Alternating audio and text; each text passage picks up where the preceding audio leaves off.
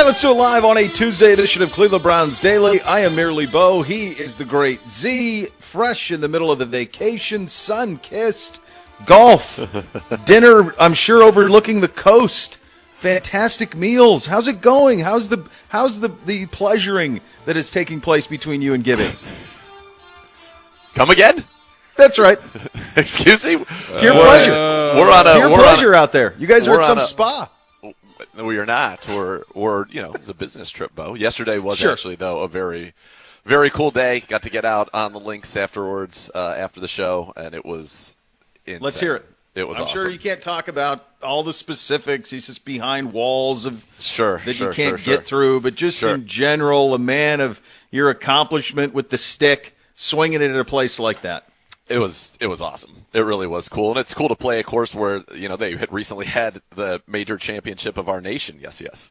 So it was awesome. Like, it blew my expectations for it out of the water. Had a great time. 39-36 from the tips. Good for you. So felt good about it. Took me a little bit to get warmed up. 36 sounded like you really struggled. I had it going good. Greens were elite. I mean, if you put it online, it was going down. It was awesome. Just an awesome day. Beautiful sunsets out here. I know you guys are dealing with snow back there, so apologies for that. I bet you mean that too. I do. I mean that sincerely. Yeah. Gibby Boy, did I got a little bit of an earful because I forgot to just kind of. It takes a little bit to get the snowblower warmed up after the off season. Sure. Yep, forgot to do that. Got a You friendly call some reminder people this morning. for the I was shot like, queen. hey. Oh, the shot queen was not pleased. No. The call is out to the nephews. All hands on deck. Get over there. Beers on me. Make it right. Maybe a few 20s. Get the thing going and get it taken care of because I don't need that headache. It's amazing. She's not how... a headache, but I feel bad. No, for sure. No, it is. Yeah, you dropped the ball there, Gibby. You're too worried about all your pleasuring that's going on out there. It's funny the way that people live, right? So like you guys, it's 72 and sunny, something like that. Yes, probably 70. Yeah. Yeah, 70 and sunny, not a cloud in the sky. Well, there's a reason people want to live in Los Angeles. It's in high demand. Yes, it's very simple. You're in a very, very much wanted zip code. One that, in fact, they once made a television over. So many people, television program over because they so wanted to live there. And I had the boys last night as they went to bed. They were literally praying for a snow day. I said, boys, I don't know if this is something we should pray for. And I also don't think that we should use these prayers at the end of November. Agreed. And I think that overall, though, when you look at it, the joy that the youths get from such an extravaganza is kind of worth it. I mean, it feels like a holiday when you get it. Oh, it is. When you get a snow day? Come on. Yeah, last night I was talking to my kids, and my oldest is in the part of the year where it's intensive, so even if there was a snow day, they would have to do it all over Zoom because one day it was like 4 days. And then whereas my youngest, El Boods, was like, give me a snow day. I'm completely off. And I woke up very early and I saw that Bryce Drago was on the old Xbox and ready to roll. So having the time of his life. So they had one. They had one. Oh yeah, full on. Oh yeah. Wow, we did not. They just wow. No, we've probably got 2 inches here now. The further east you go, it's and north. I was told 6-8 inches by where. I mean, that's. I guess back at home, my wife said she took the dogs out at 6:30 this morning. There was nothing. It was just flurrying, and by 8 a.m. there was 3 or 4 inches on the ground. Not over on the other side of town, Gibby. Well, I got what you got, Gibby. I live over there. I walked Buddy this morning, and it was a piercing west wind, just cutting my face in half as we made the turn down the street. And just flurries, but there was nothing on the ground. And by probably noon, we're all covered now, and it's 2 or 3 inches. It came at the worst time. It came during rush hour. You can't get the plows out, so things. I heard it was a nightmare getting to work, and that sucks. Gotta get that salt out there, baby. The first snowfall of the year, it's already kind of chaos because everybody forgets how to drive in it. Yes. Throw in the fact that the plows can't get out to assist, and it's tough. bedlam this morning. It's a tough scene. It is. We go ahead, Z.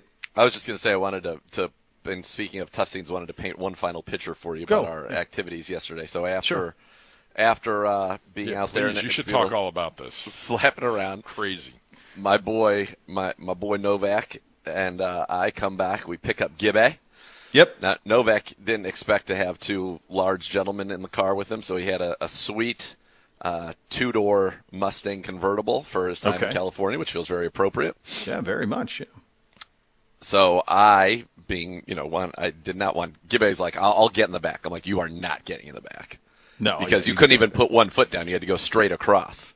Yeah. So we got in there. I went straight across the back. But the problem with that car is the back is fully contoured. So in the middle of the two seats is a huge hump, and the seats are kind of cut out of the back to get you as far back as you possibly can. Yeah, so of course. It was amongst the most uncomfortable things ever. But we went out, and Chris Rose invited us over to his house, and we were able to go over there, had a great meal with his family, and hung out, watched a little Monday Night Football, which was a snooze fest.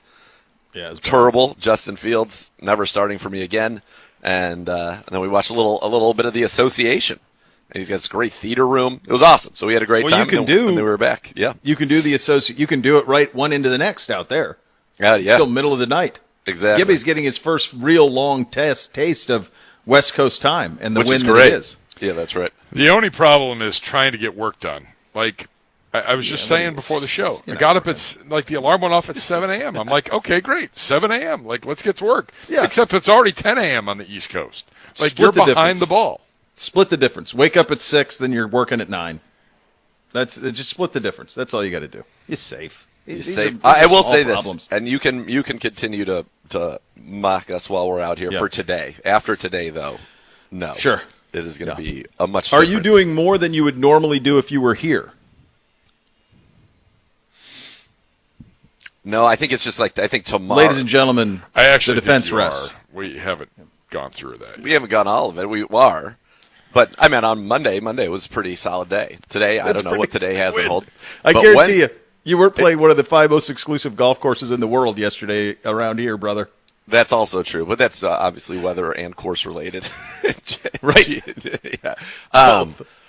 But, I love my routine of coming into the office. I love my Wednesdays. And, I got to get going on my boards with a little bit of, chaos going on, obviously, with our football team. And since we don't know, as we sit here today, necessarily who's going to be quarterbacking against the Rams. So that's, I don't know about you. I find it harder, and Gibby, maybe as you're saying, I find it harder to work in a hotel room than I do in the office. Just like I have a hard time working out at a hotel gym compared to going into my gym. It's just like a different mentality. I would much rather work in the office. Yeah. Yeah, I also think the fact that it's 75 and sunny outside probably makes it tough to work. You're like, It's a little easier to work when it's not like, what else are you going to do here? It's cold and snowy. Right. So let's go knock some work out.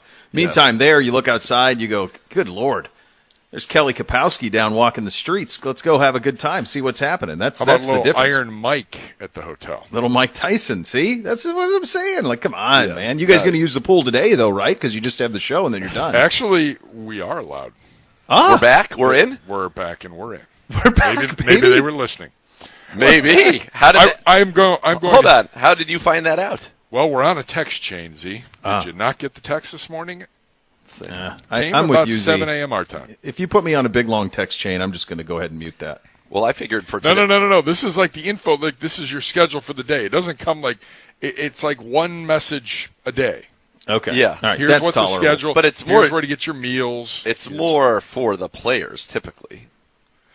Well, Okay. Well, this one had a if little you would nugget read for it. you, it appears. Yeah, exactly. I will tell you this. I went to the pool yesterday. Okay. It was about 4:30 because Z was living his best life. I had a little downtime. I'm like, I just want to see. Like, I was hoping there was a hot tub. There's no hot tub. Oh, baby. Yeah.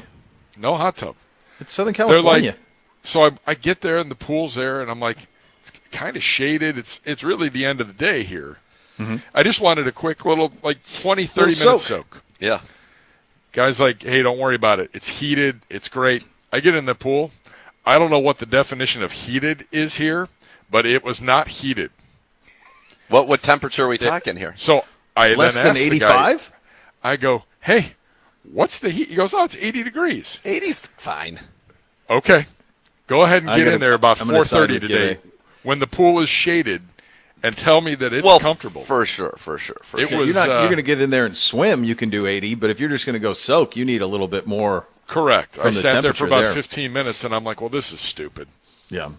Where's the beverage? We were talking yesterday on the program about, for me, really what happened after or towards the end of the game was, more detrimental and more problematic than even the loss, and that was the injuries that were stacking in this game, and there were a bunch of them. We did get some good news on that front, Z, and most especially when it comes to Myles Garrett.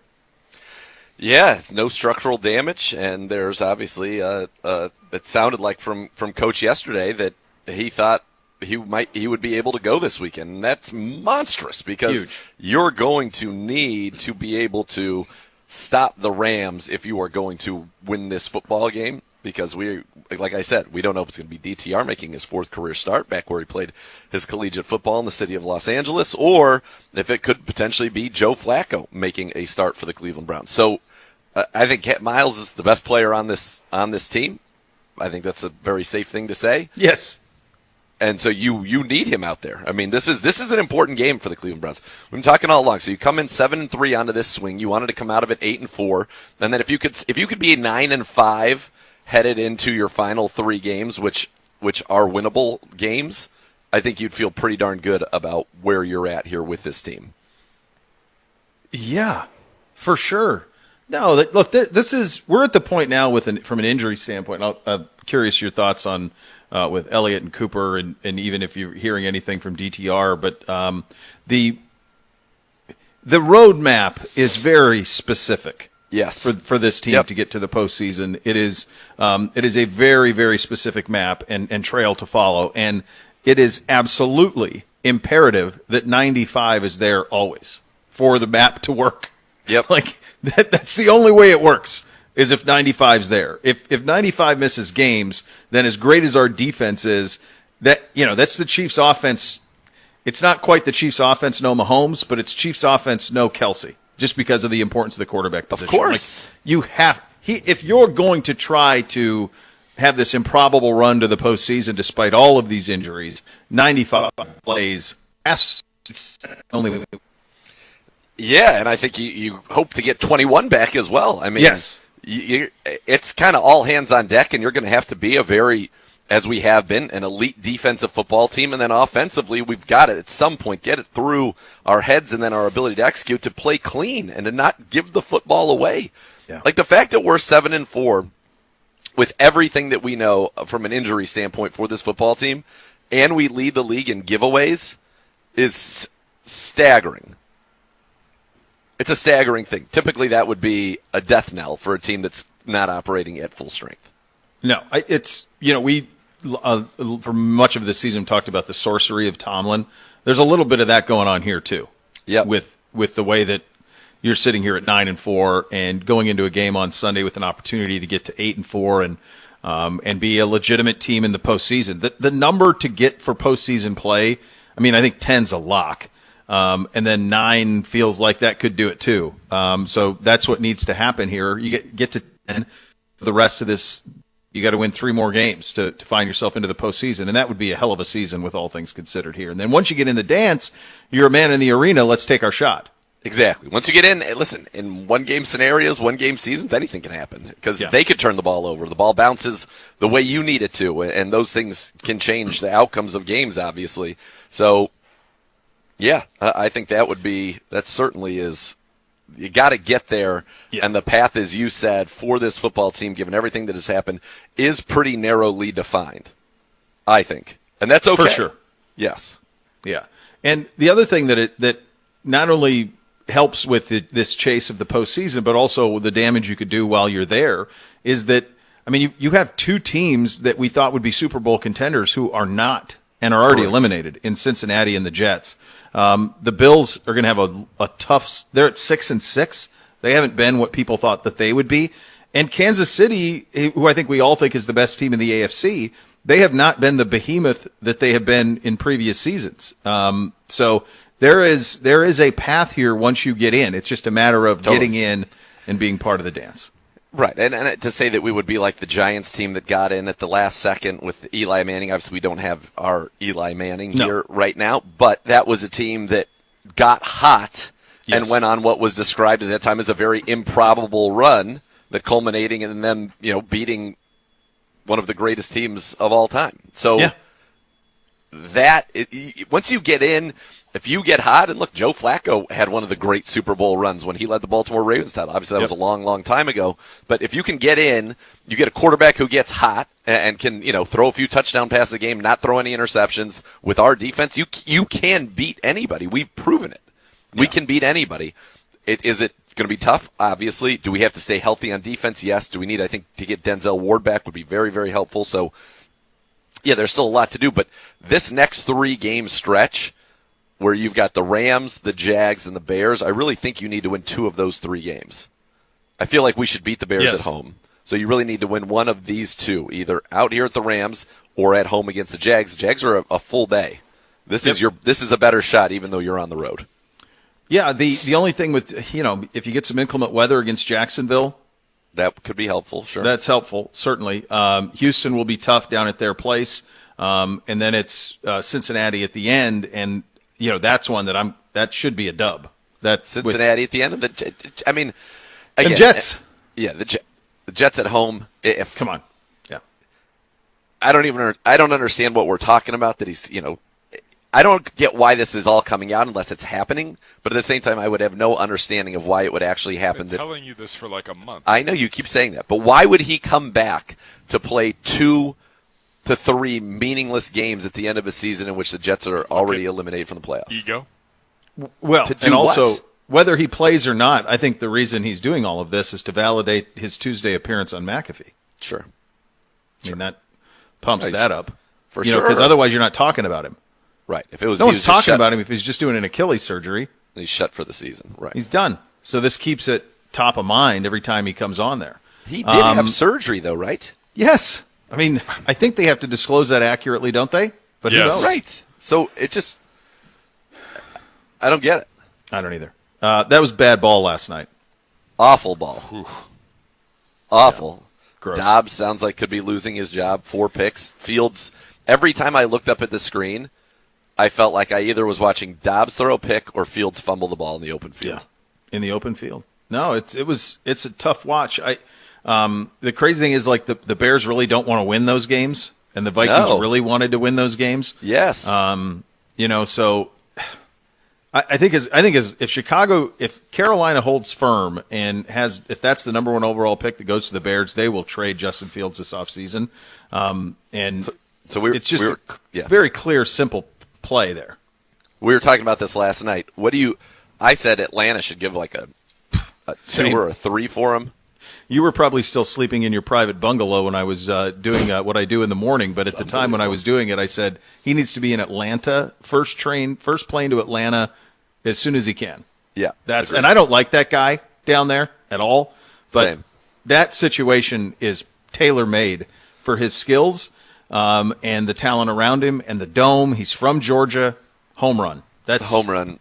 Easy. It makes all the sense in the world, and I think that they would, if I were the Falcons, I would try to bring in somebody from Philadelphia so that you can implement with him and Bijan some of the things that they are implementing with Jalen Hurts. Because it's so weird. He's so streaky as a passer, and then he gets frustrated with his line, which is very obvious, and then it's almost like he doesn't care.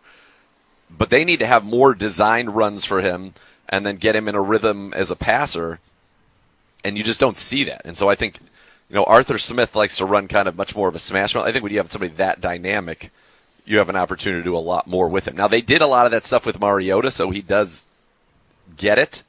Yeah. But I think that is absolutely the perfect fit. And who knows if, when you have 3 years now, right, is this Fields' 3rd season? 3rd season, yeah. Yeah, when you have 3 years where you haven't really been able to kind of break through and you are still kind of battling consistency as a thrower of the football, I don't know if that can rectify it because so many bad habits have had to have been ingrained through some of the coaching malfeasance that's happened with him there. But I do think if you can put him in a pretty safe environment and with a talented offensive line in front of him, which Atlanta has, good running game with him, there's no reason to me why he can't, over the course of a few years, not necessarily become what Jalen Hurts is, but at least be on that path, which should be enough for them to win the NFC South for a while. 100%. Yes. Yeah. Yeah, that's the spot for Feels sure. like a no-brainer. Yeah, that's easy. That's the no-brainer one for them to do there. And yeah, for all of the, it's funny. I had it was Sunday. NBC said to me, "Why did we trade Dobbs, Dad?" And I'm going, "Oh my God, am I on the radio right now? Am I dealing with this on the radio right now?" So then and my wife goes, "You were a little tough on him, weren't you?" And I said, "I know. I'm just tired of it. Like I dealt through it all the way through Thanksgiving. Yes. Everybody kept coming up to me, and so I did the same thing that we've talked about. And let's be abundantly clear, as a human, love Josh Dobbs. Same. Could not be a bigger fan. We almost witnessed him getting a golf ball to the melon, and we were terrified for the man at the outing. So we love Dobbs. He's the best guy ever. But the notion that the stretch that he had in Minnesota was in play at the time of the trade, or based on what was seen last year in Tennessee, is farcical. Yeah. It was never in play. And so now the news that, and he had the struggles last night, and now the news that they could go in another direction when they come off of their bye week. Who else is on that roster? Nick Mullins. And then don't they have they have a young quarterback like Jalen Hall, maybe? I don't know. Something like that. I'll take your word for it. But they'll get Justin Jefferson back after the bye. And if they don't turn it over if he doesn't throw the picks last night, they win. And they're 7-5. Yes. So that's the tricky part of that. Those are your hot topics of the day, presented by Vivid Seats. Head to Vivid Seats to purchase the brand new Premium Terrace Experience. Your ticket comes with pregame field pass, parking, all-inclusive food and beverage, and a $50 Brown Shop gift card. Visit vividseats.com or download the app today. Vivid Seats, official fan experience partner of your Cleveland Browns. Jaren Hall is the third quarterback, their 5th-round pick this year. Out of? Jaren Hall. BYU compliments of Malensik. Just Out texted of me. BYU. That's right. Good job out of Malensik. Uno coming through. Uno delivering. That's a good job. Good news. Jacob Squared's working hard. Good. Yeah. Just making sure. Yeah, he's doing his business. He knows what's going on. He knows where his bread's buttered. So after missing 2020 with an injury, last 2 years, 54 touchdowns, 11 interceptions, 18-8 as the starter. Arm talent jumps off the screen. Excellent scrambler. So they like him, just not consistent. But somebody that, that's somebody why wouldn't they give a look to? Give him a look. I think Absolutely. they almost, obviously if they had Kirk Cousins, they feel like they're making the playoffs. But I would imagine they probably would rather get a look-see at that guy at this point. Yes. But they're still so in it, right? Aren't they still so in They're it? smack dab in the middle of it. Yeah. They're in a weird spot because they're not real contenders in an Correct. NFC that has 3 great teams and then a golf. So, but what's the value for them to make the postseason? So they currently are in as the 7 seed with the Packers who are surging, potentially the Rams as well, right on their heels. So I think the Packers and the Rams are the 2 teams that would much prefer to be in the postseason at all cost. Yes. Versus Packers, the Vikings, who I think you kind of punt on this. Totally is the way that goes if it were up to the people in charge of that operation. All right, coming up next, after further review, one thought as well. We'll do a little higher, lower. We are off and running. You listen to Cleveland Browns Daily on 850 ESPN Cleveland.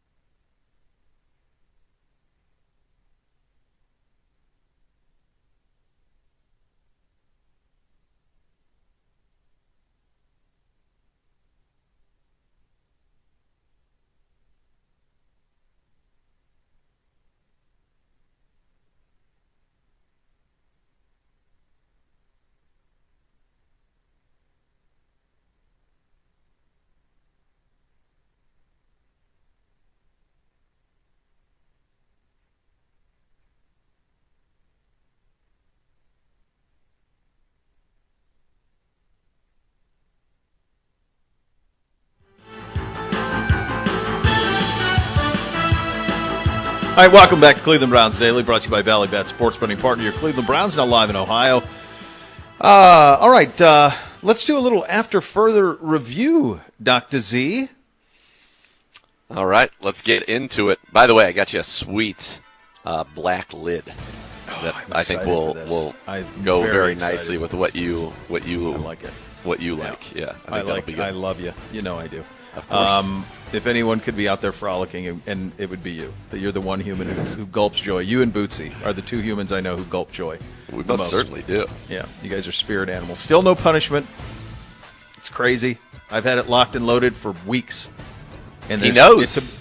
Even last night, when he was on the cusp last night with this bedtime, like my wife had told him twice to go to bed, and it's supposed to be 1. As soon as he heard my foot hit the step to go downstairs, up and sprinting to the bedroom. Like I didn't even get a chance. I was coming for it. But he's ready. He's prepared. You've prepared him somehow. You must speak with him through, I don't know how. We're spirit animals. We're connected. I guess. Because force. He is. You doled out the punishment, and now I cannot give it to him because he's steered clear. It's crazy. It's great. I loved it. All right, let's start on the offense. Number 1, buddy. What do you got? All right. Number 1. After further review, DTR's last drive. I want to take you through a few play sequence. 3rd and 8 at the 23. This is the pass that I'm sure a lot of people have seen going around on social media. They get a free blitzer. He is falling backwards and gets it all the way on the out to Amari Cooper, thrown well before he broke. An absolute perfect ball for 11 yards, first down Browns. Then Ford 13, then DTR with a dime to Chief for 16, Ford for 6, DTR with another dime to Chief for 17.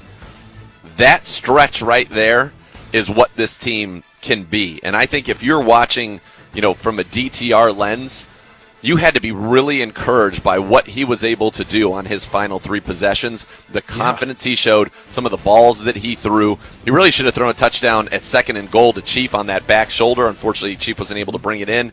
And then to kind of have the poise, get the touchdown on the 4th down play, and then on the 2-point conversion, I thought did such a good job being patient, letting it open up, getting it to Amari. Obviously, Amari couldn't come down with the catch, but I was so encouraged by what I saw from DTR in this one that it's, I think for Browns fans, obviously if he's unable to go, I think we know what you probably have to do on some level. But if he is, he's starting to show you things that I think you certainly can be building on as a Cleveland Browns fan, and certainly as a play caller and Kevin Stefanski, all of it. I think you really can. There are things that you can see from him that are really starting to be very, very good. He's a pro quarterback. Is what he is. Like he's doing nice. Yeah, he's a lot better than the statistics would lead you to believe either, especially when you consider all the drops. Well, you throw 12 more completions on his on his totals, and all of a sudden he's let's see, on the season, DTR is. How's it not? Oh, he's 58 for 109. So that's 53.2%. Add 12 to that, 70 for 109. So you're in the good, solid mid 670 divided by 109. 60, 64%. Right? You'd be thrilled. We'd be thrilled with that. You would. All right, number 2. After further review, Ethan Posick is starting to play just incredible football for the Browns, and it's one of those things that kind of goes unnoticed as a center. You don't call his name out very often. He's so good pulling in the run game, but from a pass protection standpoint, he's only allowed 1 sack this season, no sack since week 6, that's the time he gave it. He allowed no pressures in this game against the Denver Broncos yesterday. He's allowed just, on average, less than 1 pressure a game in his last 7. He is playing great football for the Cleveland Browns. He really is. Yeah, he's the middle of that line continues to be something to shine, certainly. All right, number 3. After further review. We talked about it a little bit yesterday, but I think it's worth going back and saying, there's a lot to like about Cedric Tillman. And it's, 3rd-round pick. Obviously, DPJ was ahead of him. You didn't really kind of unleash him, but I thought in this game, 4 catches for 55 yards. He'd had 3 for 10 all season. he just showed you what he can do, not only with the tough physical catches where he uses his size to post up, but his ability to get open and down the field, make plays there. We know he's good in contested catch situations. I mean, this was a guy who, was over 1,000 yards, had a touchdown in 7 straight games. We know what he did against Alabama and Georgia in the SEC. So this is a talented kid, and I thought seeing him kind of take that first step where you got a glimpse of, okay, what he can be in this offense was a great, great thing to see. He's got the look, Yes. He's just got, and then I love how, he's got such confidence in the strength of his hands to hold the ball out away as violence is happening around him. I thought was pretty cool. All right, number 4. After further review. David Njoku, 9 targets, 6 catches, 59 yards. That sounds good, and the drops, what it's telling me, if you think about what he's done the last 2 games, he's getting open consistently. Now, we've got to catch all of these when they're open, but Chief is getting open. And you think about the 2 incompletions thrown or 3 incompletions thrown his way, 2 of them should have been caught, and I think 1 was just kind of thrown away a little bit where he missed them down the field. He's getting open, and you've got to stick with him, and obviously I think he's going to work hard. He's going to get it figured out, but the Chief is starting to play like a guy that you give him 9 to 11 targets a week, and if he can catch the ones that he would normally catch, you're talking about somebody who's going to be in that 60-plus yards range. He's been over 50-plus in 4 of the last 5. He's had 4 more catches, 8 of the last 9. You're talking about a player that is becoming a focal point of the passing attack, and I think that's a very, very good thing. Yeah, there's no question. All right, let's hit the defensive side. Number 1. After further review. Jeremiah Owusu-Koramoah was beyond sensational.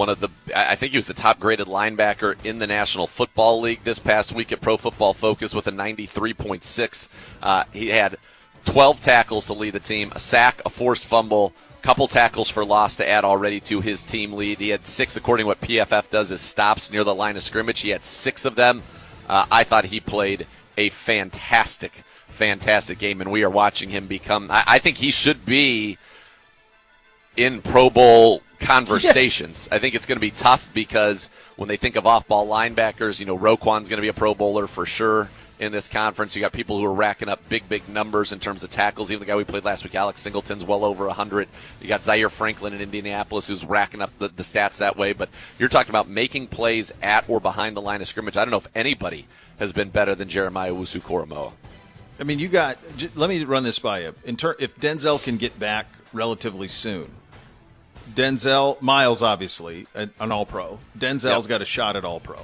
And then Pro Bowl defensively, that ends up being a pretty big long list as well. Like Martin Emerson should be in consideration as a Pro Bowler. JOK, Delpit maybe in the mix as well if he finishes strong like he did a year ago. Is there anybody else on our line? Dalvin's been so solid. Dalvin's been so good. I think that Za'Darius has been Pro Bowl caliber in terms of his pressures, but the sacks have not come. So you don't know how that would be necessarily looked at around the league. But yeah, you talk about MJ Emerson this year, 44% completions, 50 rating in coverage this year. He has been so good. He's a dude. All right, number 2. After further review. Without Anthony Walker Jr., I thought Sione Takitaki had a very nice game for the Cleveland Browns. He was second on the team in stops at or behind or near the line of scrimmage. I thought he was flying around, making good plays, so physical. I know he likes playing Mike. Obviously, we hope we get A-Walk back, but I thought Sione Takitaki had a very nice game as well. Boy, you talk about a guy you couldn't root for big enough. Yeah, he's just on a short list. Number 3. After further review. You mentioned him earlier, but Denzel Ward, we missed him on a level in which I did not expect us to. Not to say that when you have an all-pro corner come off the field that you're not going to feel it. Of course you are. But this was a team that wasn't throwing it a ton. Didn't really overall throw it that effectively, but the matchup of Newsome and Courtland Sutton ended up being a big win for the Denver Broncos and not a big win for the Cleveland Browns, unfortunately. And it goes back to, maybe do we need to get MJ Emerson matched up with the guys of that size, if Denzel's not out there? Because Denzel plays so much bigger than his size because he's so physical. But that's something that, coming out of that game, that was a surprise to me, and unfortunately not in a great way. No, and considering the matchup this week, where Stafford is really starting to spread it around to his receivers, Denzel back would be a big, big boost, to say the least. Number 4. Because they got multiple guys, and you'd also like to be able to get Greg Newsome back into the slot where he's played very well, because that's where Cooper Kupp's going to be, and Puka Nacua, and they've got Tutu Atwell, they've got speed, they've got a lot of different ways they can hurt you, and good thing I think for us with our linebackers and our safeties, with Grant being near the line of scrimmage, hopefully we're able to handle Kyron Williams in the pass game, because that's where he's really been doing some damage. Yeah, he was great. Number 4. After further review, this defense and its ability to generate pressures is off the charts, and you're getting them from Obo, who makes plays every game. Za'Darius had another 5 in this one. Alex Wright, I thought, stood out with a very good game. He had 2 pressures. Miles clearly was limited a little bit by that shoulder. 1 pressure, that's a season low for him. But you have so many guys breaking through, making plays. Shelby Harris, I feel like, finds his way into the backfield quite a bit when he's out there, as does Maurice Hurst. I like kind of this defensive line, the rotation, and what you're getting out of all of the different players on this defensive line. It's fun to watch. In a game in which Miles still, didn't have necessarily his best game, again, due to that shoulder, it still felt like Russell Wilson was under duress, and he did a great job escaping from the pocket and extending plays, but it still felt like overall we did a good job getting there. And Matt Stafford is not that kind of quarterback. He is not going to extend plays, run around for 8 seconds before he throws it. He's a little bit more statuesque. And if we can generate that kind of pressure, I think our sack numbers in this game should go up. Well said, sir, and good job out of you. Hell of a segment. One thought on every NFL game, Week 12, coming up next. Cleveland Browns Daily, 850 ESPN Cleveland.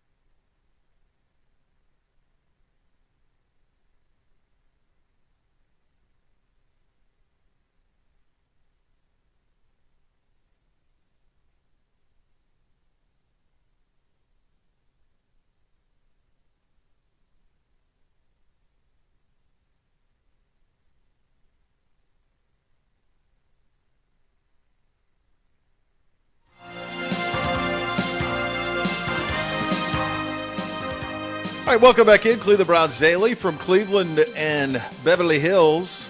You guys big 90210 guys? The Ridge? Yeah, the Ridge. There's only one. Yeah, of course. Yeah.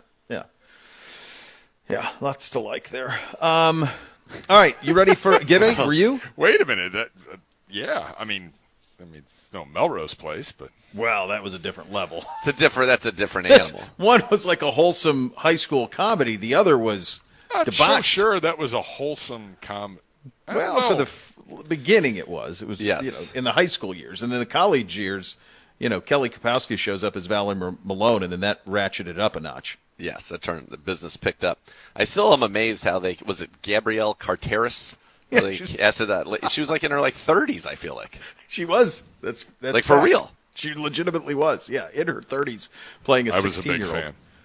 Of her? Of her? Wait. Yep. There's no way that was your number one draft pick on that show. No, not number one. Not the number one, but Gibbe was drafted. Yep.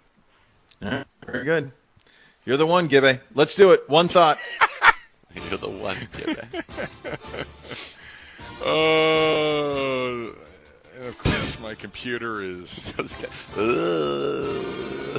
Yeah. Saints 15 losing to the Atlanta Falcons 24-15. Both teams now 5-6. Does anyone want to win the NFC South? Bishop. No, they don't. And I think the Saints are probably the most disappointing team in football that hasn't been ransacked by injuries. Why did you randomly start with that? Because that was first on my list of games. It's not on mine.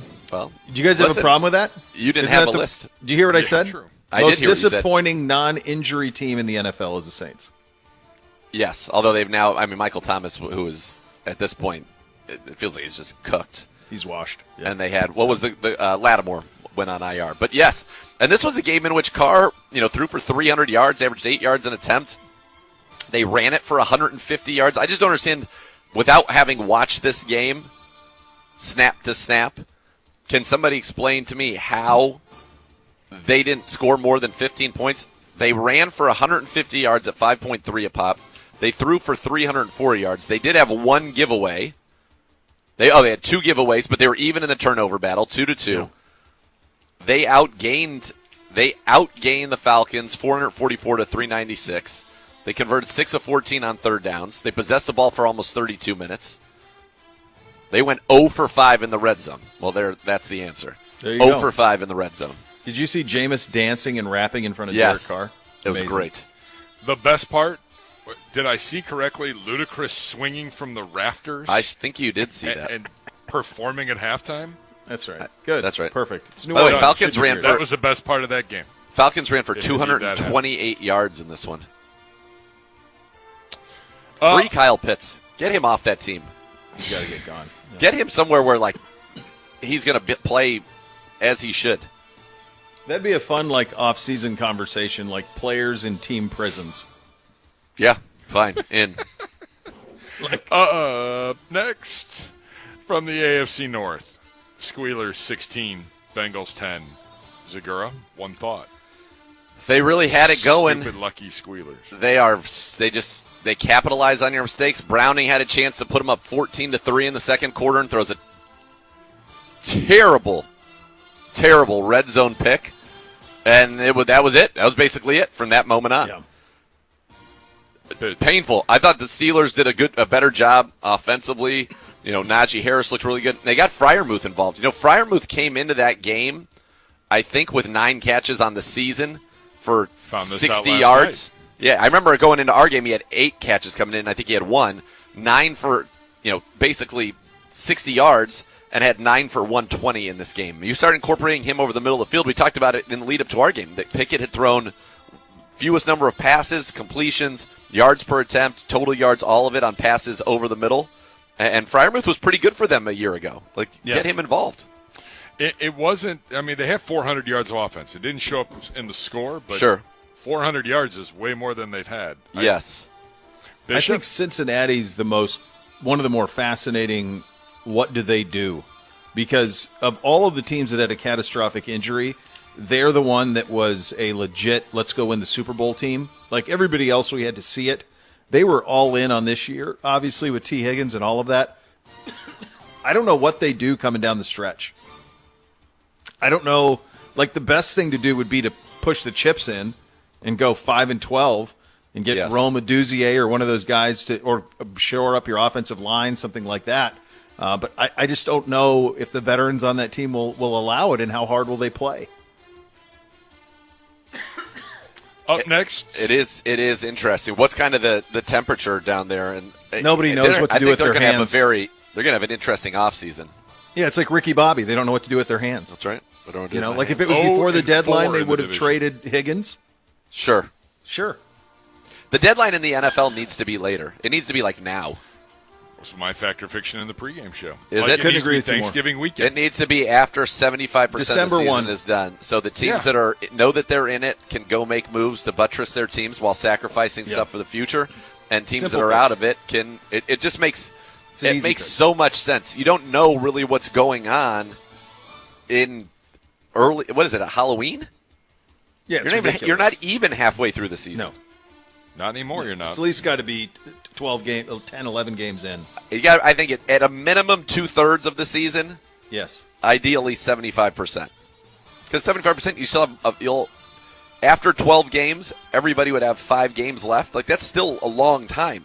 Well, everybody else's trade deadline, like the basketball one's in the middle to the end of February. Well, and basketball has where veterans, like, for example, let's say a Ryan Tannehill, could get bought out and be free agents. Yeah, right. They should have that too. Yeah, I agree. From the AFC South, Jacksonville with a big win over Houston, 24-21. Bishop, one thought from you as Jacksonville goes to 8-3. The Texans fall to 6-5. Both these teams really good. Both these teams have really bright futures because of their quarterbacks. That division has gone from like the worst division in football to really interesting over the next 5 years. Levis looks okay for the Titans. Obviously, Stroud's next level. So is why am I blanking? Trevor Lawrence. Yeah. Yep. And then you've got Richardson. You got Richardson coming back with the Colts. You're talking about really 4 intriguing quarterbacks in that division. Segura? I'd like to see my guy Dearness Johnson put up in this game. 1 catch for 42 yards, 7 carries, 19, 61 total yards. Dearness Johnson, excited to see him when they come back here in a few weeks. Tough, obviously. CJ gets him down to field goal range, 58-yarder, albeit off the crossbar. That's a painful one because it's looking so good and just needed just another foot. This is a fun game. This should become a fun rivalry. Jags-Texans should be a pretty good one for years to come. Stroud's dealing, and Trevor Lawrence is dealing as well. The good teams.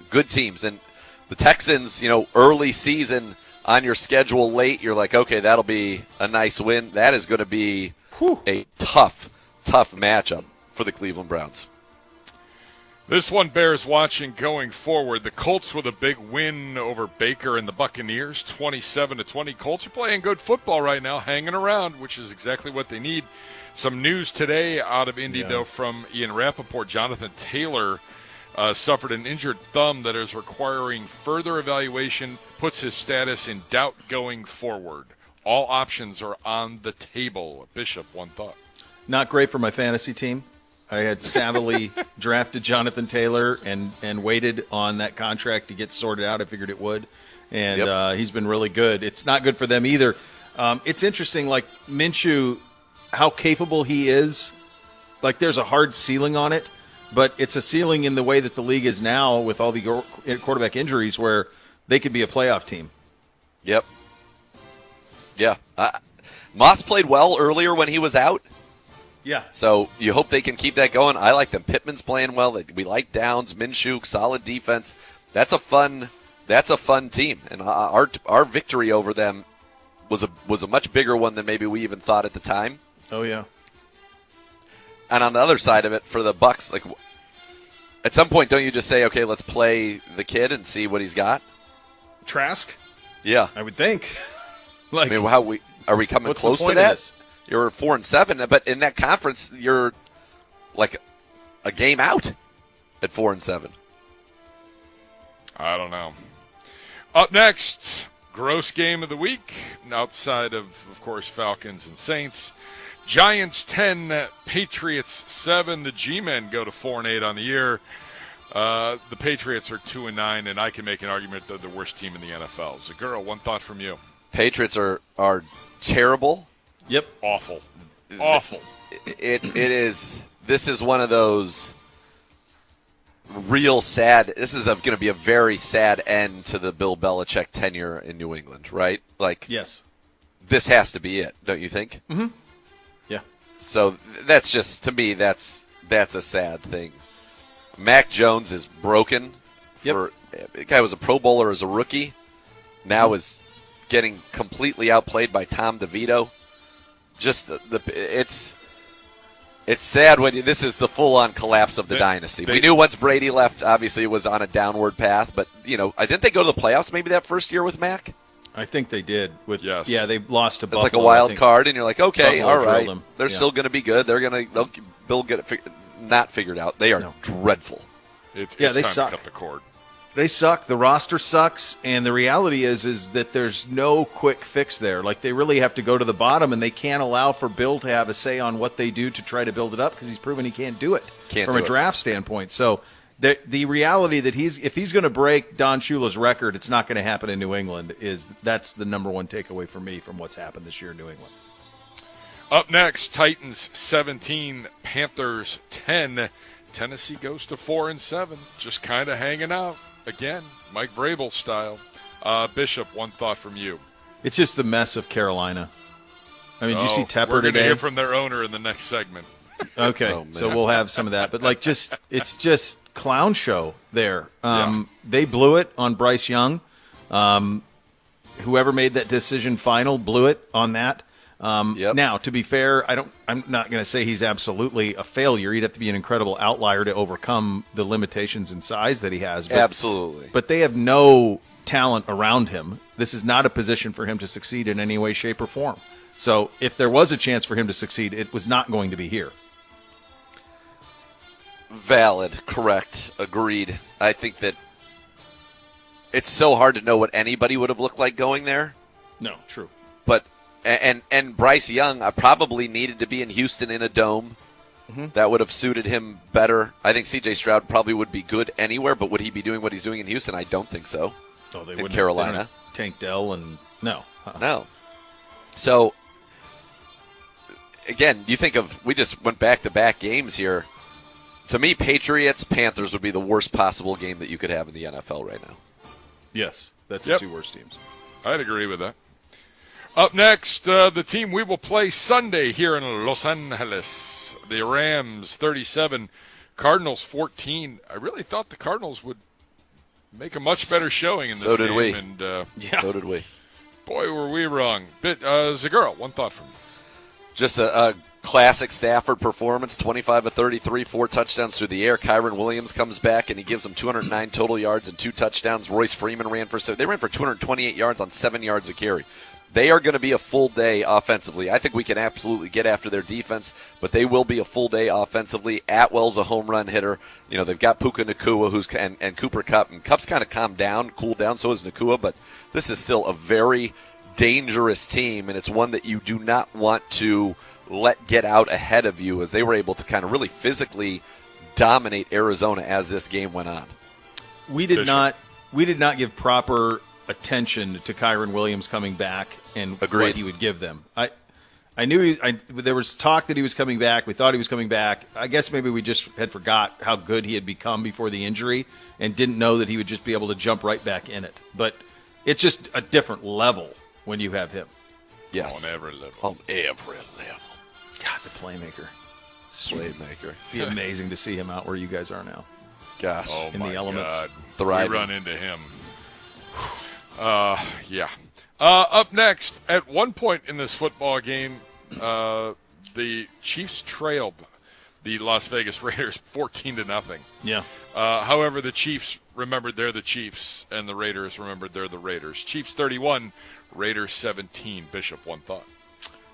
Yeah, I mean this one we had. I believe I had this one. That that this was an 8.5 point number, and even at 14-0, you just think like the Raiders have been going on a motion of, and Antonio Pierce has done a tremendous job, but there's an end to that at some point. And Mahomes, turf, dome, sold. I'll take it. Well, they'll sort it out, and they did. There's a finite ceiling there. Segura? Yeah, finite ceiling for the Raiders. They're not a very good football team either. Chiefs look good. Rashee Rice, a 100-yard game, but you want to see him as maybe stack some of those and become maybe that go-to receiver to complement Travis Kelce. But other than that, yeah, Chiefs kind of as you expected. Didn't expect them to get in a hole, but once they kind of calmed down, they held the Raiders at 3 points the rest of the way, which was probably more in line with what you expected from their defense and the way it's been playing. Final one, guys. Eagles 37, Bills 34. In overtime, a shootout in Philly in the rain. Segura, one thought. Probably the best game of the year, right? Yep. Probably the best game of the year. Yeah, Josh Allen, 339-2, passing 81-2, rushing. On the other side, Jalen Hurts, 200 passing with 3 touchdowns. He ran for 65 and 2 touchdowns.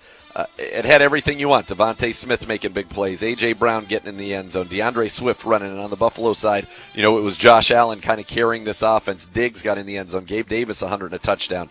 James Cook, 100 total yards. This game had all that you wanted. This was just an old-fashioned shootout, great game. And the Eagles in overtime able to pull it out on the legs of Jalen Hurts. It was a fun one to watch. We got to watch the end of that one. Best game of the year. And for the Bills, nobody wants to see them get into the playoffs. No. I can tell you that. But they're just kind of teetering right now on the outside, potentially looking in. Well, 6-6. You watch that game and you go, Josh Allen's the best player on the field. But then he has the turnovers, and you go, well, this is the quintessential Josh Allen experience. Yep. And so you got all of it. But that's why nobody would want to play him in the postseason, because of what he's capable of and how dangerous he is. The Eagles are at San Francisco this week. So their stretch was, 2 weeks ago, Kansas City. Yep. Then Bills, then Niners. Yep. That's a full day. Yes. To do that. Yes, it is. For all of that to happen. All right, good job out of you, Gibby. Coming up in the second hour, you'll hear from Coach Stefanski. We will do a little higher or lower, your 25 semifinalists for the Hall of Fame, and Panthers owner David Tepper. It is a circus down there. We'll have that for you. Listen to Cleveland Browns Daily on 850 ESPN Cleveland.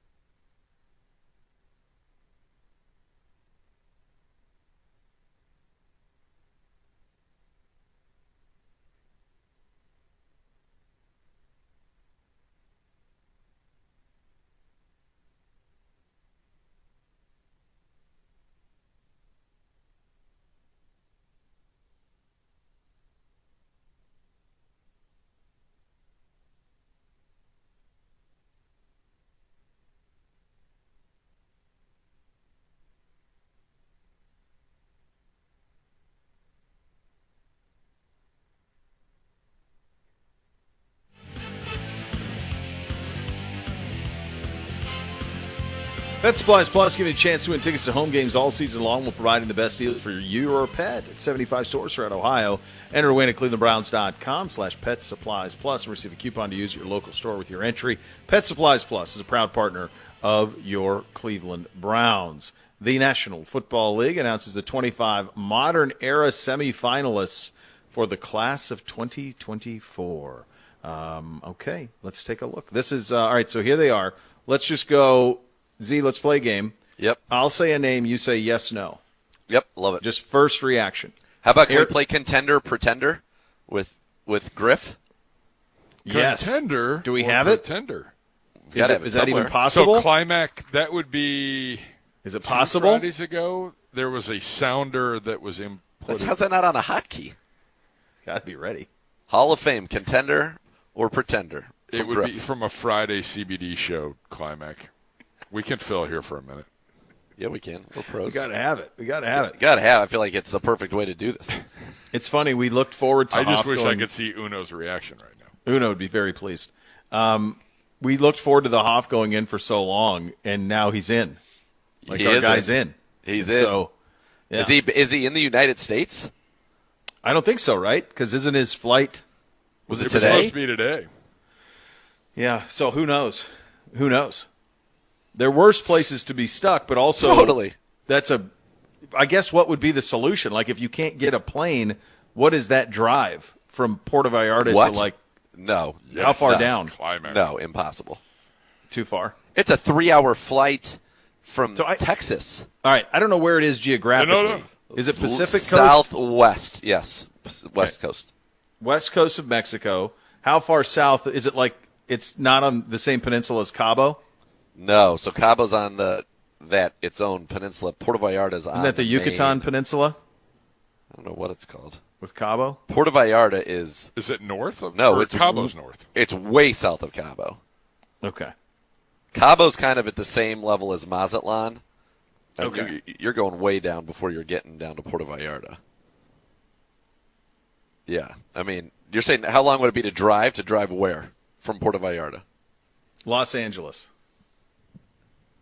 Okay. Here's the question. I'm guessing. My guess is 14. He went there with a lot of family. He'd not need a just bus. his kids and his wife. Like, Oh my God! It's 2,400 miles. Yeah. It's 28 hours. I don't think It that's says 1 day, drivable. 3 hours. Okay, so the No. closest place he could probably get to would be what, like San Antonio with a real airport? San Antonio. Yeah, let's see. Okay, so now that's 20. That's what I'm talking about, dude. God. Like, yeah, there's no way. No way. Phoenix, Poor you're 22. Good Lord, 1,800 Yeah, no, hours. Puerto Vallarta is down there. Like Puerto It's Vallarta way is down there. Is down Yeah. there. Yeah, El Paso's 1,600 miles. it's a trip. It's a trip, brother. Yeah.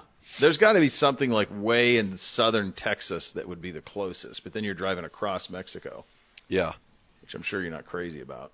no, I don't think that's. I don't think right. that's safe. Yeah. Wow. Yeah, it's a long ways.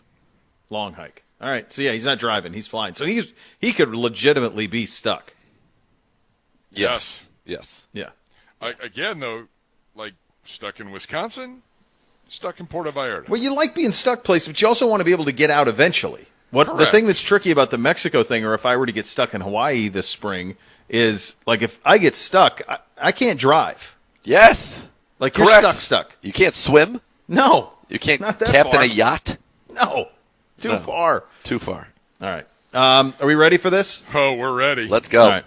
All right, here we go. So we'll go contender or pretender with the 25 semifinalists to be inducted into the Pro Football Hall of Fame. Let's start with Climax. Eric Allen. Contender or pretender? Yes. This is going to make me really happy. Yeah. Eric Allen. Griff just texted me. He's like, "Damn you guys." Awesome. I think a pretender. Pretender. I think pretender. That's easy. 6-time Pro Bowler, 1-time first team All Pro. But I think Hall of Really Good. I don't Yep. think Hall of Fame. All right, next. Contender or pretender? So good. Jared Allen, the defensive end who was best with the Vikings. So I think Jared Allen, in my mind, when I hear that, I think of contender. when you lead the league in sacks, as he did multiple times, he had a stretch of 1, 2, 3, 4, 5, 6, 7 seasons in a row of double-digit sacks, and you got 4 first-team All-Pros, 5-time Pro Bowler, Defensive Player of the Year. You got. How's he been a semifinalist 4 times? What's taken so long? I don't know. Yeah, I think contender. Yep. All right, next.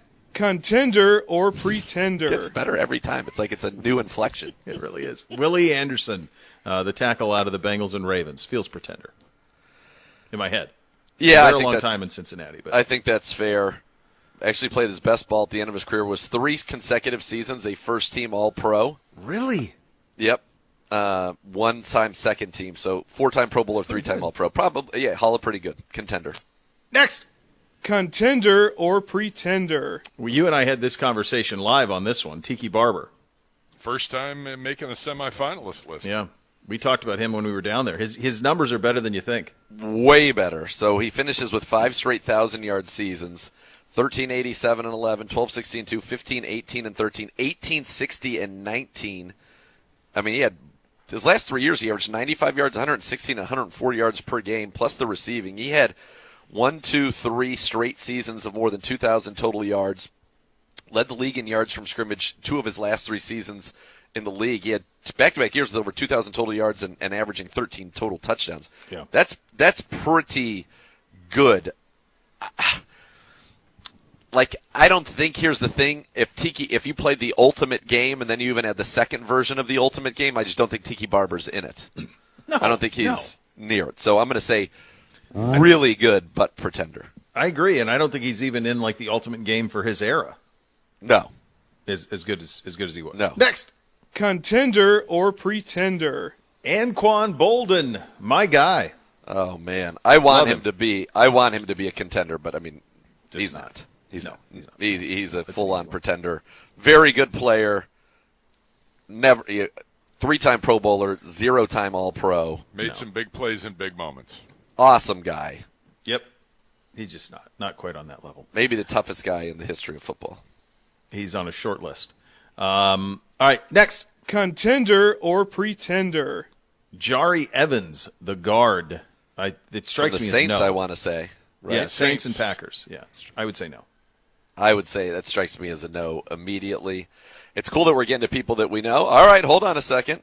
Uh-oh. So Saints and Packers, we got 6 straight Pro Bowls, 4 straight first-team All-Pros. Oh, boy. Boy, that's a little bit better than you think. Which is much better than I would have He's got a thought. Super Bowl, too. And a Super Bowl. It's a conversation at guard. It's a conversation. He has also a second-team Pro Bowl. Still probably pretender, but I think he's, after Jared Allen, maybe the second best resume we've had so far. Well, he's also, he's basically like where Bitonio is right now. Bitonio's 5 straight Pro Bowls, 5 straight All-Pros, yes. So it's very similar. 6 straight. So very similar. And I'll give him a contender. I think let's see what the voters say, but let's get him to the next round. Next. Contender or pretender? London Fletcher, Rams, Bills, Redskins. I'm going to give I think definitely contender. I know he had led the league in tackles. He had, geez Louise, 14 straight 100 tackle seasons to close out his career. Jeez. I think really good, great accumulation, all of that, but I don't think we're talking Hall of Fame here, and I don't think that's what we're doing here with him. Never an All-Pro, 4-time Pro Bowler. It's kind of a Clay Matthews thing, right? We're played for longevity, a long time, tons of longevity, stats. really, really good for a long time. Yeah. By the way, John Carroll. Yep. Yeah, which is pretty crazy. All right, where are we at? Next. Contender or pretender? Freeney, contender, book it. That feels like a definite contender to me. 7-time Pro Bowler, 3-time first team All-Pro. Just 3 times. Was he hurt a lot? Must have. 3 times. He only had 7 double-digit sack seasons for his career. 4 and then 3 more after that. I think he's going to get in. I think he will because he's associated with Peyton in those teams. Yeah. But I think he's like Jared Allen should be in before he's in. Yes. Next. Contender or pretender? Antonio Gates. First ballot. Lock, immediate, first ballot, lock. Yep. No need to continue. Next. No. Contender or pretender? Eddie George. Love him, but feels like pretender. That feels like pretender to me. 4-time Pro Bowl, 1-time first-team All-Pro. Very short, meteoric career.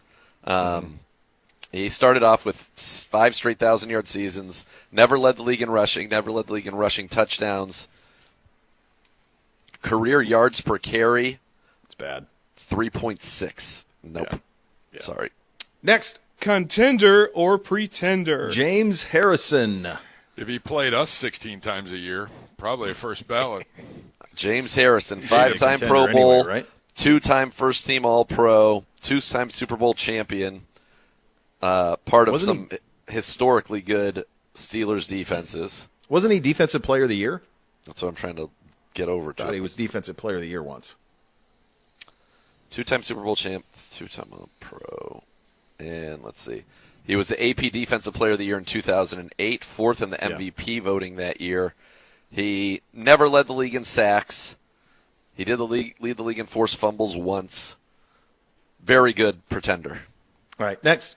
Contender or pretender? Rodney Harrison. Chargers, Patriots. Yeah, so it feels like to me. I want him in, and I want Collinsworth to give the speech. To present him? Yep. 2-time Pro Bowler, 2-time first-team All-Pro. That's hard. That's probably not going to do it. No, never. Only 34 career picks. Like Justin Simmons has 30. I know that because we just did that game. That was one thing. So yeah, I'm contender. All right, next. Contender or pretender? Devin Hester. Yes. First ballot. He's in the ultimate game. He's the first person chosen to be a kick returner. He should be in the Hall of Fame. This is his 3rd time on the ballot. Crazy. He should be in the Hall of Fame. Should be in the Hall of Fame. Torrey Holt. Torrey, big game Holt. This is going to be an interesting one. 7-time Pro Bowler, 1-time All-Pro, led the league in receiving twice. 1, 2, 3, 4, 5, 6, 7, 8 straight 1,000-yard seasons, 6 of them over 1,300 at a time when that was not really happening. I think contender. People like receivers. He's got unbelievable stats in terms of what he was able to do at the time that he did it. You know, that wasn't. Yep. Let's keep it here because so Andre Johnson next. Okay, the big dude. So Torrey Holt, career receptions 22nd, career receiving yards is 17th. So that's pretty good. Career, he's 10th in receiving yards per game for his career. Torrey Holt, I think, certainly contender. All right, Andre Johnson, the big dude, probably a better receiver, just kind of in isolation. 7-time Pro Bowler, 2-time All-Pro, led the league in receiving twice, 3 seasons of more than 1,569 yards. Never had a double-digit touchdown season, though. But never played with that offense. No. The I'd be fine if there. he's in because he's a guy that I think it's very easy to project had he been in, let's say, a better system with better quarterbacks, all of that. Yeah.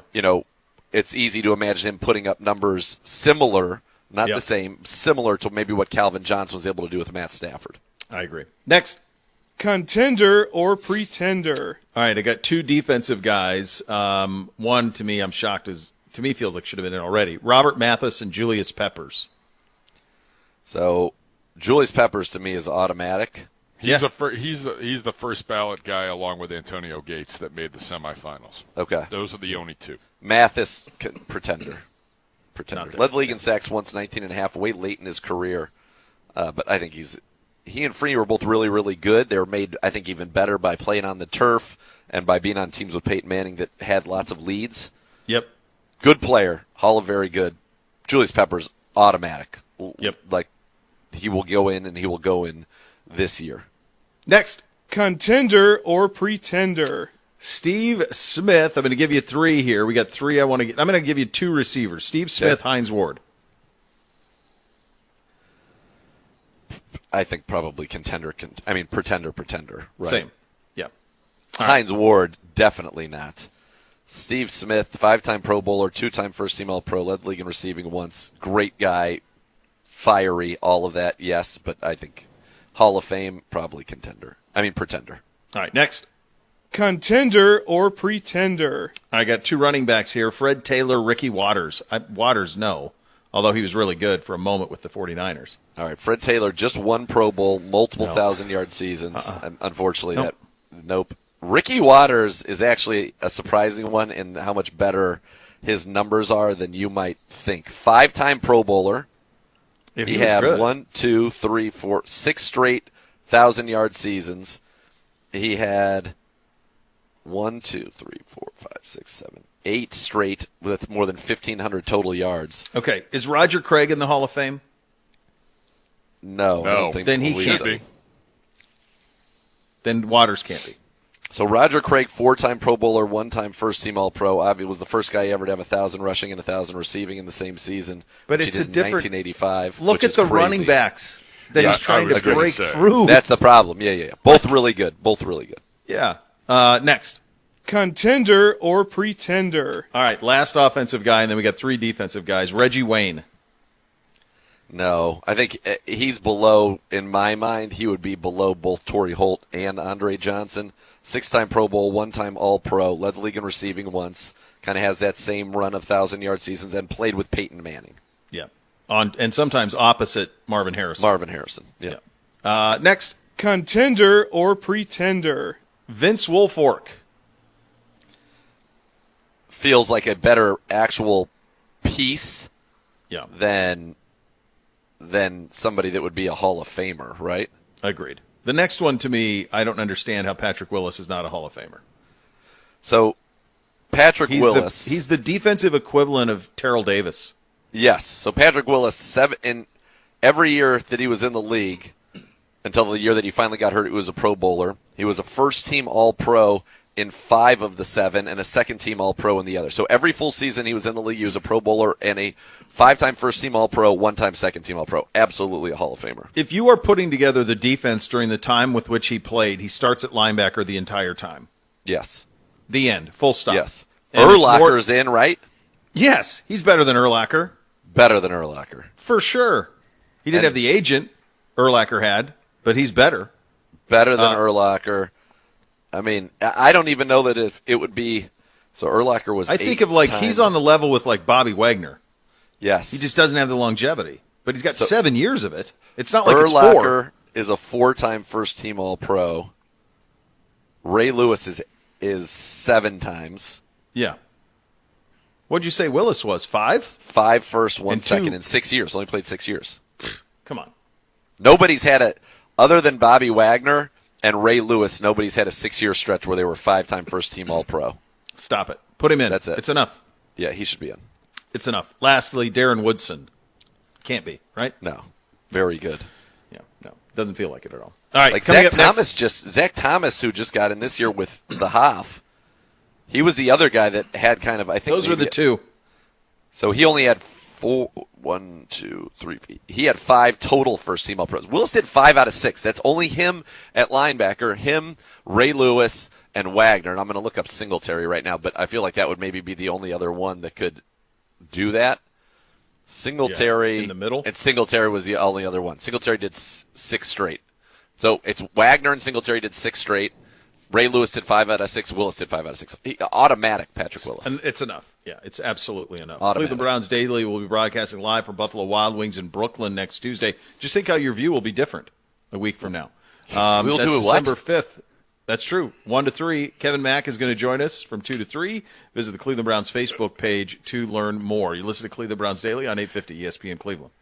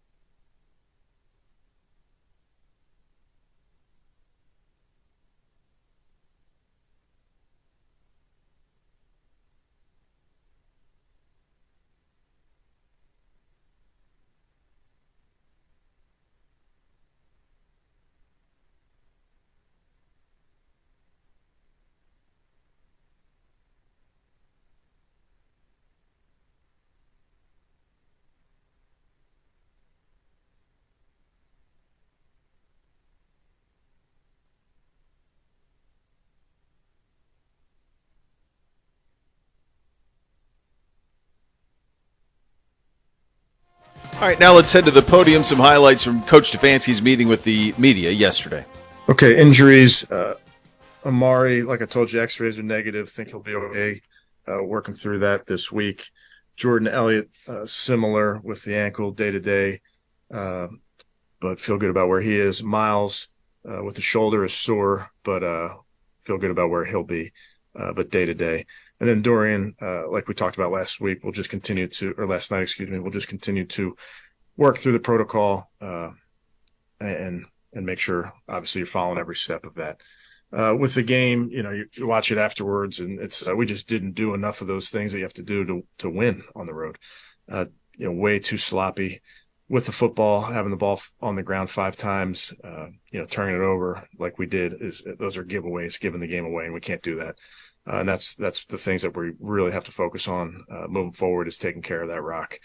And then defensively, like we mentioned, they got some runs on us, which we will correct. And because, as you know, those are things that will keep showing up until you stop them. And we feel real good about our plan moving forward, but plenty to clean up, plenty to correct, but just you're not going to win on the road when you play like we played, which was obviously disappointing. So now the focus shifts right away to the Rams and how we can correct some of these things and be better on Sunday. And with that, I'll take any questions. Kevin, you said Miles is sore, but you feel good about where he is. So the scans you had today revealed no structural issues, and as long as he's comfortable playing from a pain perspective, he should be good to go for Sunday. Yes, sir.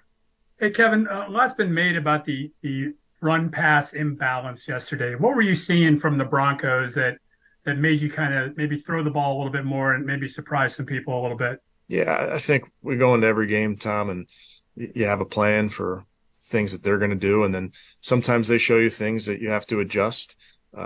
We felt like we had some good opportunities there, both in the run and the pass game.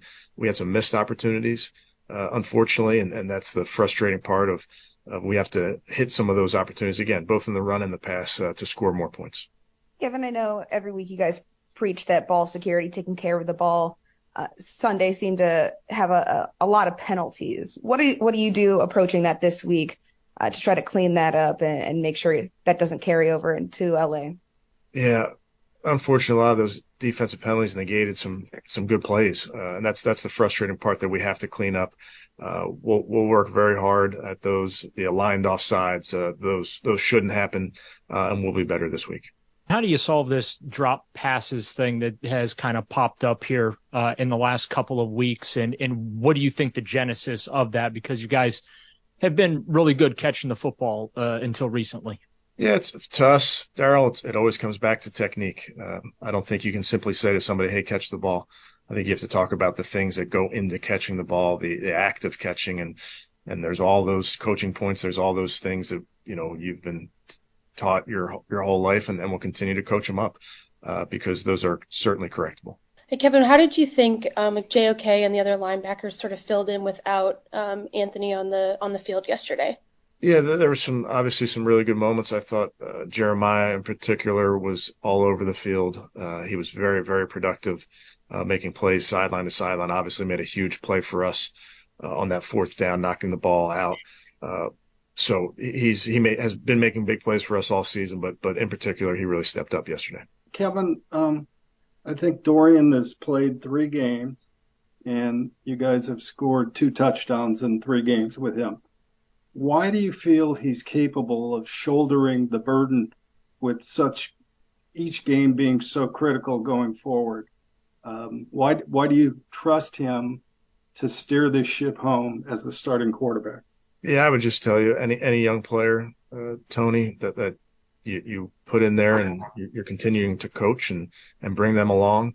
Again, disappointed that he got hurt in yesterday's game, disappointed that that play occurred, but we'll just keep bringing our young guys along. And one other question is, now that Watson is unavailable, could any of your existing quarterbacks execute a quarterback sneak, or do you have to rely on the tight end? All things that we'll work through. Again, that ball was on the ground. That's unfortunate. That hasn't happened this season. So we'll continue to work through it. All right. Thank you. Coach, your starting running back, Ford, had only 9 carries, and he was averaging over 7 yards a carry.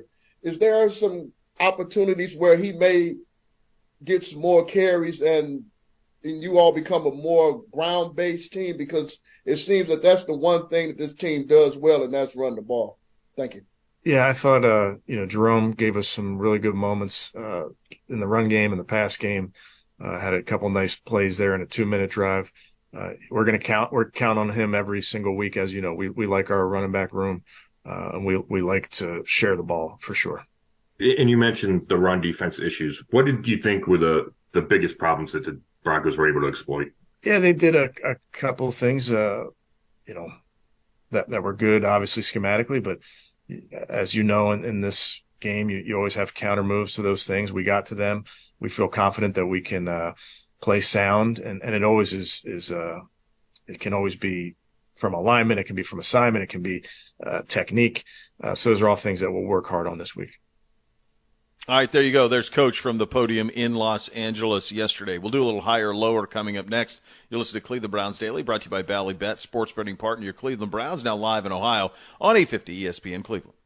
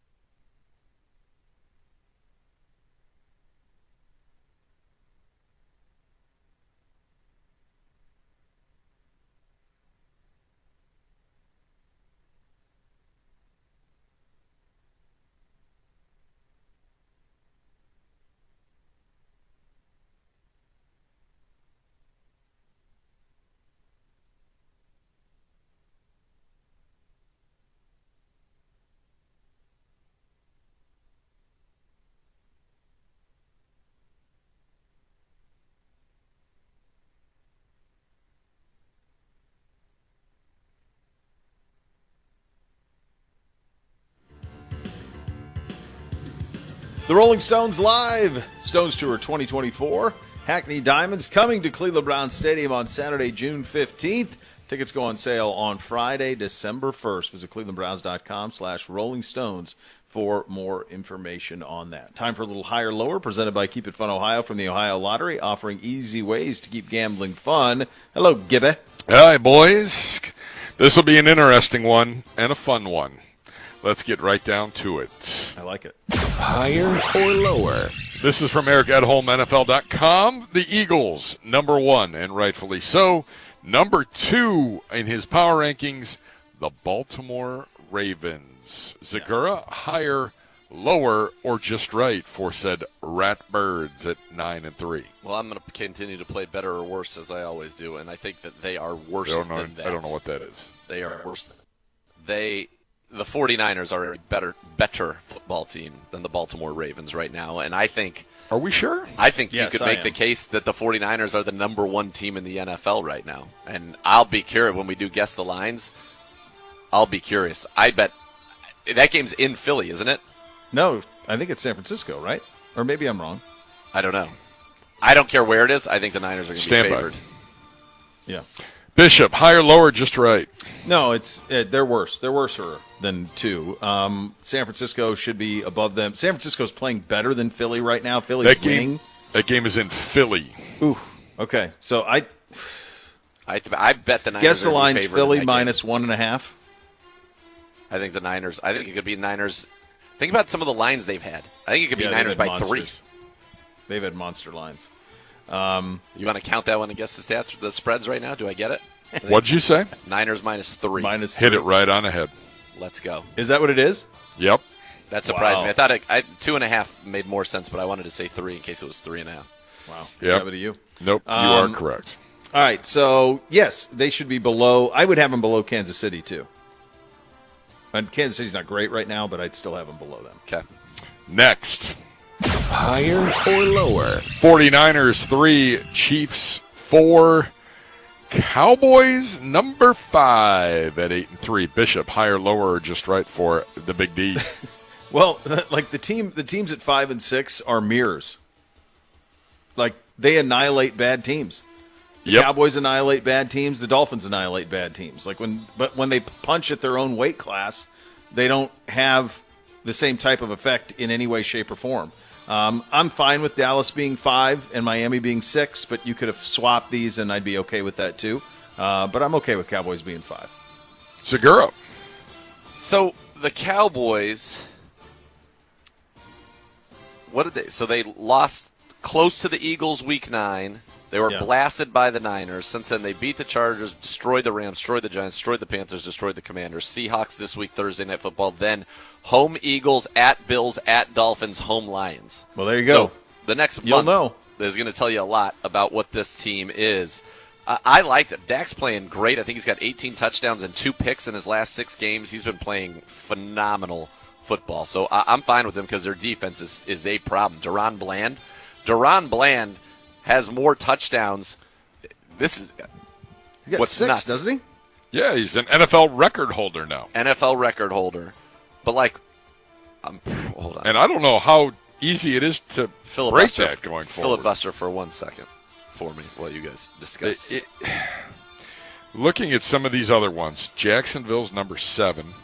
Detroit's number 8. Would you put either one of those two ahead of the Dolphins and Cowboys? No, Jacksonville's uneven week to week. Yes. You keep wanting them to play to what I think their talent is, and they can't get all the way there. So I have no problem with Jacksonville. I think the drop-off, obviously the top 4 are kind of on another level, but I think the Cowboys and the Dolphins both have the talent to get into that level and beat the teams on that level.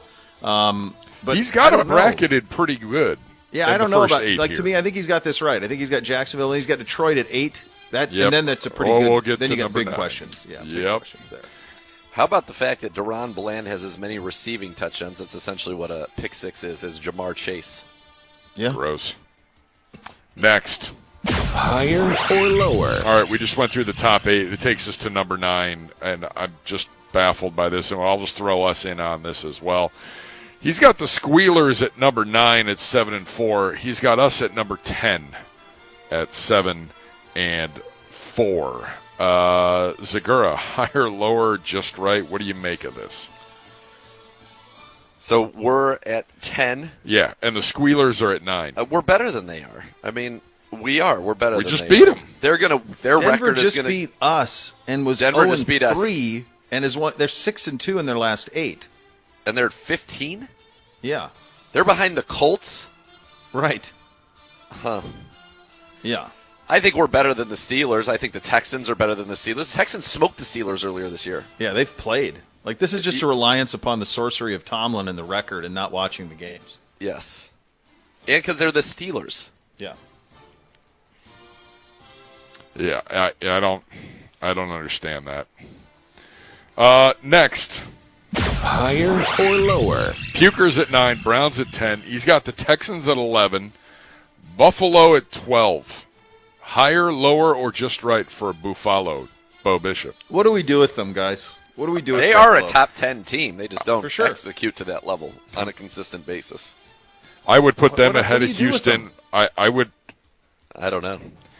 Can we beat them? Sir, yeah, for sure. But like, But I also think they that- can beat Philly. Yeah, and we they can't can beat beat Philly. anybody. So Yes. they can lose to most, In and they Philly. can beat most. In Philly. Yes. so they should probably be 9. I don't know what to do. I don't know what to make of them. That's why I said, like, I think this week I got them right on the scores. Did I finally get them right? I did. Okay. But, like, every week with Buffalo, I don't have a clue what they're going to do. Their lines are crazy. The results are crazy. They got this loss to the Jets in the opener. Then they've got slump city games. They slumped Miami 48-20. Yep. And then they've got weird losses. Like, they lost to New England, guys. Yep. On the 22nd of October, they lost to New England 29. They lost to, well, that's Burrow at least. Then they lost to the Broncos. I don't know what the hell they are. I really don't. Same. Yeah. I don't know what to make of them. Next, Higher or lower? Colts 13, Seahawks 14. Can we all agree the Broncos should be ahead of all of these teams?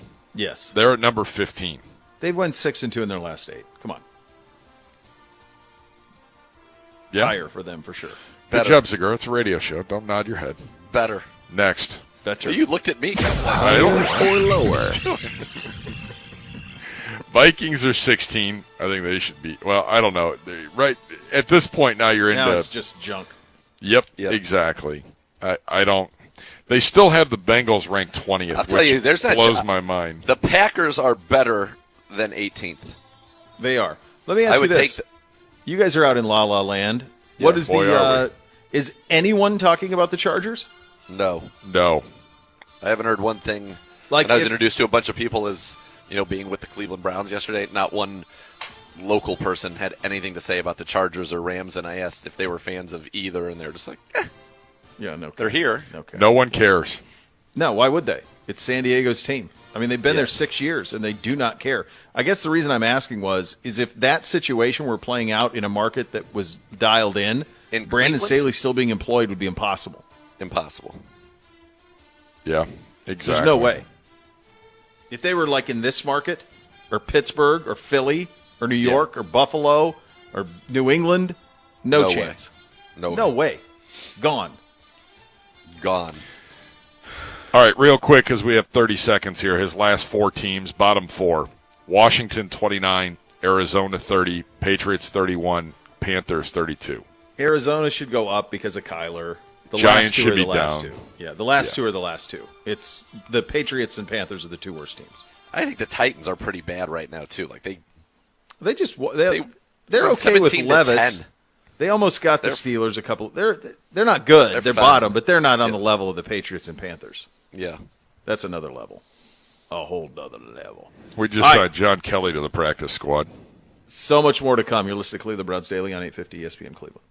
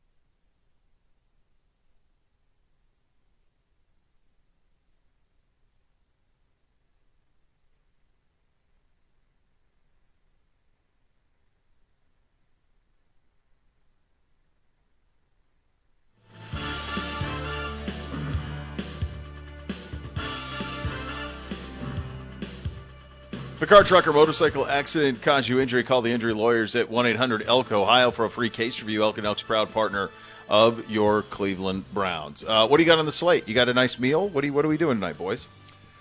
Paint a picture. I don't know. The answer is unknown. Maybe Malibu? The problem is we don't have. It's not like we're out here with a rental car. We don't have cars. California doesn't have Uber? It does. Do you know? Feels like they would have Uber out there. Okay, what's your guess Or from where we are to we'll call it to Malibu? To Malibu? What's your Uber price? Price and time. I think your time is going to be 45 minutes to an hour 15. I'm going to give a wide range on that because I don't know the traffic. Well, this patterns. says currently right now 45 minutes. Yep. All right. We got to go. I'm going to say your price is $130. Round trip would be about 70. Next level is next. Cleveland Browns Daily 850 ESPN Cleveland.